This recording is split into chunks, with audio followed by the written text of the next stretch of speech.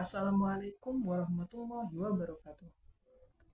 Saya Muhammad Naufal Adriansyah dari kelas 4D4 Teknik Elektronika B NRP 21216.057 akan mempresentasikan mengenai penerapan K3 dalam bidang kebisingan.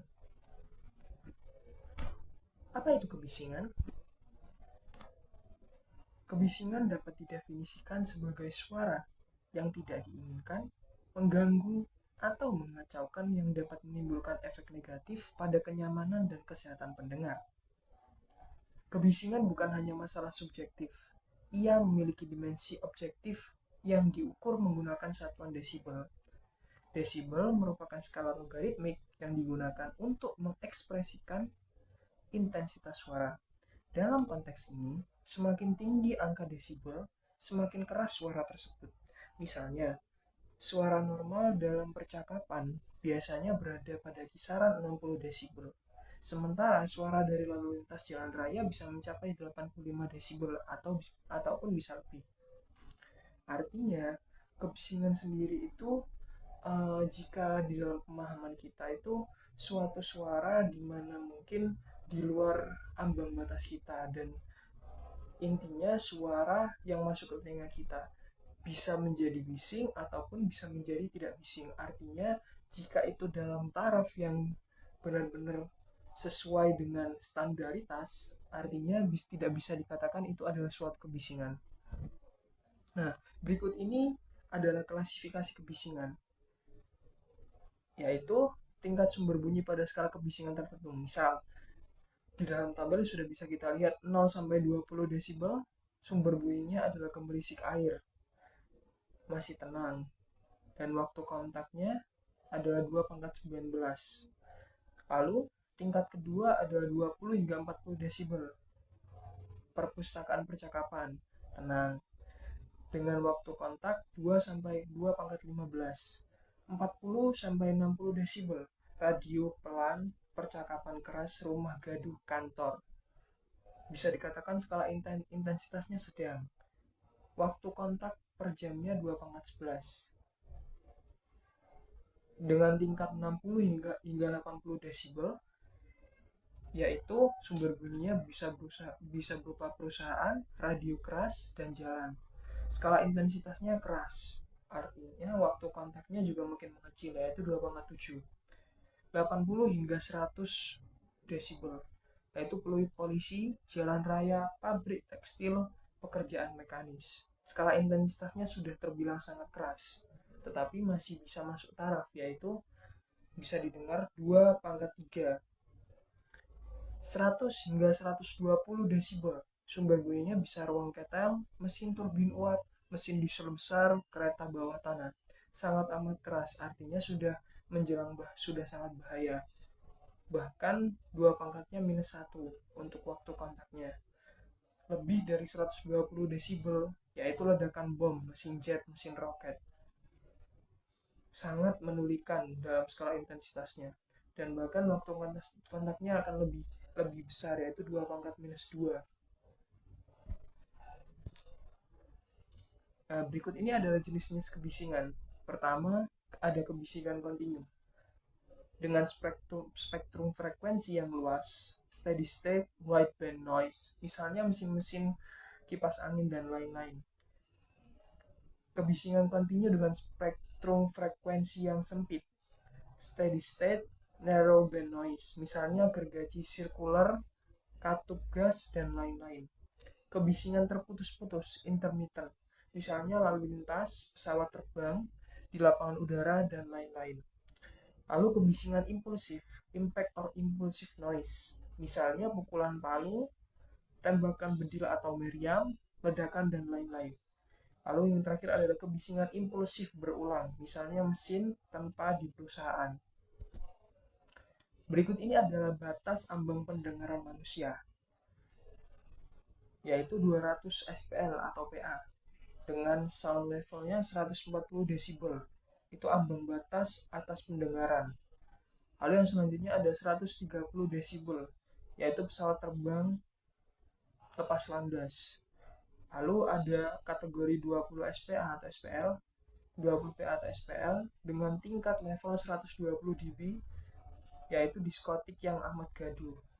Selanjutnya ada 110 desibel dengan diskotik yang gaduh. Lanjutnya 100 desibel pabrik yang gaduh, ada 90 desibel kereta api berjalan, ada 80 desibel pojok perempatan jalan, ada 70 desibel mesin penyedot debu, ada 60 desibel percakapan berteriak, 30 hingga 50 desibel percakapan normal, 20 desibel adalah desa yang tenang, angin berdesir, gemericik air, yang tadi sudah disebutkan. 0 hingga 10 desibel ambang batas yang paling bawah pendengaran manusia. Nah, ini sudah.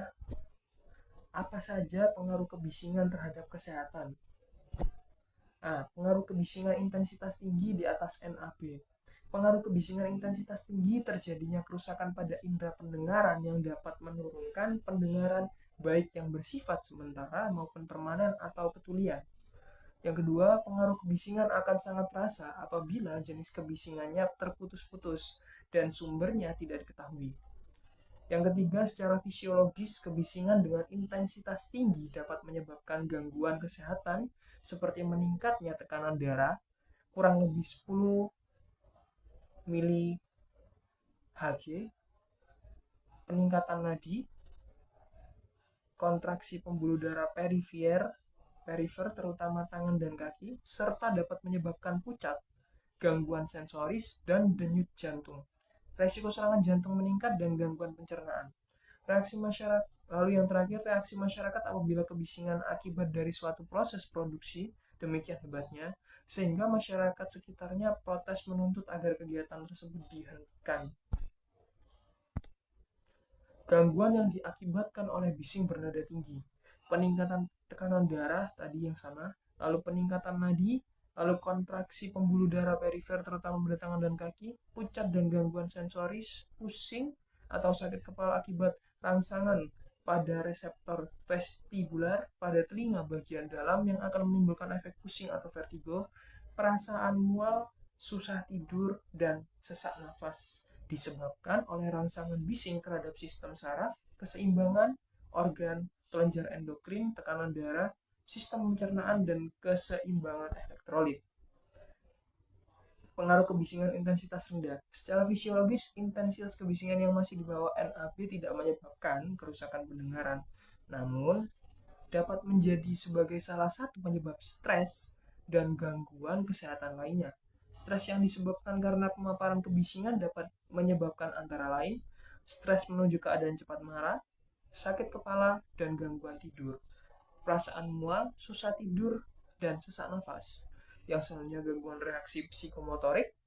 Yang ketiga kehilangan konsentrasi. Yang keempat gangguan konsentrasi antara lawan bicara. Yang kelima penurunan performasi kerja yang akan menyebabkan kehilangan efisiensi dan produktivitas. Lalu upaya apa saja mencegah kebisingan yang ada di sekitar kita? Yang pertama, kita bisa menggunakan pelindung telinga. Menggunakan pelindung telinga, kita ketika bekerja dengan paparan kebisingan tinggi merupakan upaya pencegahan yang paling penting. Kita semua bisa menggunakan earplug atau earmuff yang memiliki nilai NRR atau noise reduction rate sesuai nilai kebisingan di area kerja atau dengan NRR terbesar. Namun, pastikan pelindung telinga yang Anda gunakan juga kompatibel dengan alat pelindung lainnya seperti helm dan kacamata. Dan juga yang pasti adalah nyaman dan efisien saat dipakai, serta saat Anda memakai pelindung pendengaran, pastikan Anda masih bisa berkomunikasi dengan pekerjaan lain. Lalu yang kedua, mengetahui area kerja dengan resiko kebisingan tinggi, rendah, ataupun beberapanya. Tidak semua pekerja membawa sound level meter, alat mengukur tingkat kebisingan atau noise decimeter saat bekerja, sehingga mereka tidak mengetahui besarnya frekuensi kebisingan di area kerja tersebut. Maka dari itu, perusahaan sebaiknya memasang safety shine pelindung telinga untuk area kerja dengan tingkat kebisingan tinggi melebihi 85 desibel. Lalu yang ketiga, pengendalian teknik di sumber suara. Area kerja dengan tingkat kebisingan di atas 85 desibel untuk lama kerja 8 jam, 40 jam per minggu, Hukum mengharuskan perusahaan untuk mengurangi tingkat kebisingan di area tersebut. Pengendalian teknik di sumber suara terbilang efektif untuk mengurangi kebisingan. Mengurangi volume suara dengan cara mendesain kembali peralatan untuk mengurangi kecepatan atau benturan dari bagian yang bergerak yang menimbulkan kebisingan atau mengganti peralatan lama dengan peralatan baru yang memiliki desain lebih baik. Oke, berikut ini adalah presentasi saya mengenai K3 dalam bidang kebisingan. Saya Muhammad Novel Adriansyah pamit undur diri. Terima kasih. Wassalamualaikum warahmatullahi wabarakatuh.